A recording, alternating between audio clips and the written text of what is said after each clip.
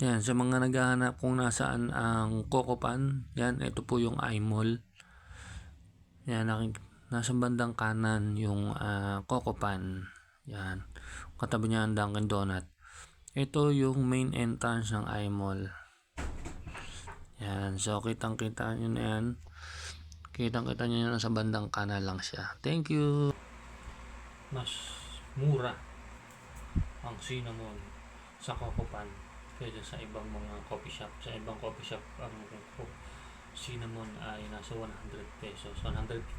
Ganyan. So, tikman natin. May dalawang flavor siya. Ito 20, ito 15.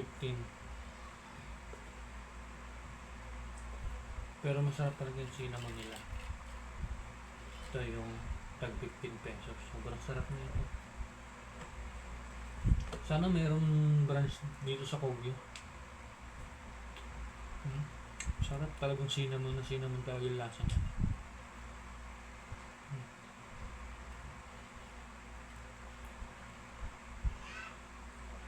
Masarap siya.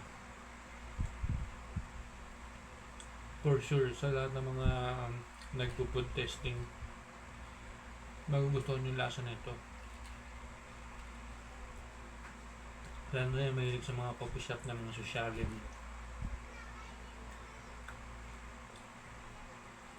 Yung lasa niya, kuha-kuha talaga. 15 pesos.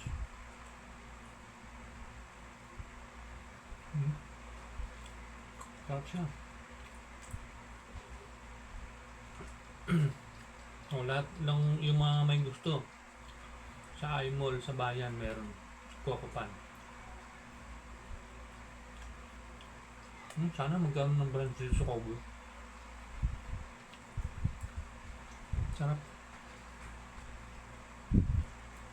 Pag nagkaroon kayo ng branch sa Kogyo, malamang mabenta ka sa Kogyo.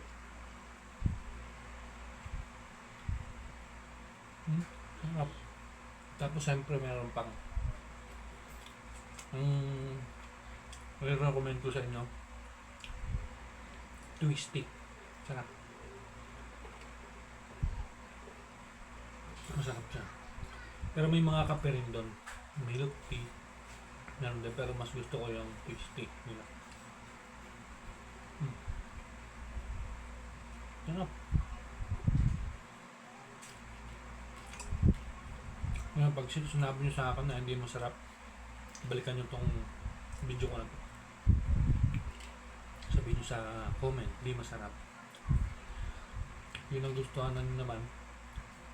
Kung nakabili na kayo, mag-comment kayo.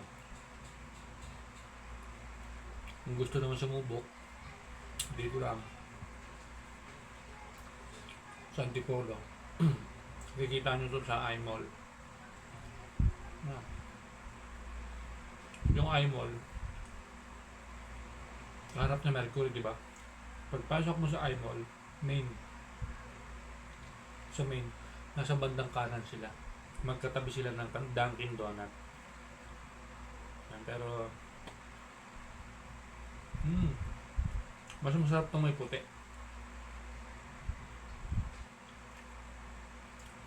May flavor na ano. Sarap.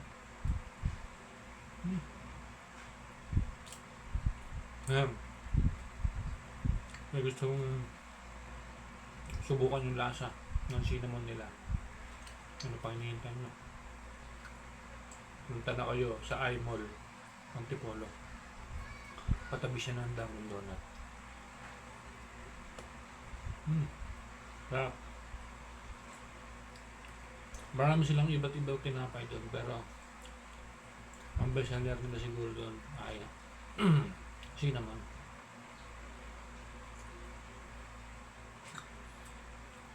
Dami pa ako. Ayan o. Balik po tayo ng dami.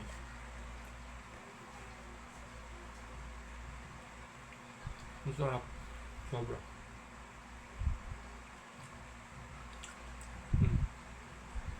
Subukan yung dalawa. Ito 20, ito 15. to. Kung i-grade ko to, 100. Sobrang sarap. Bye-bye.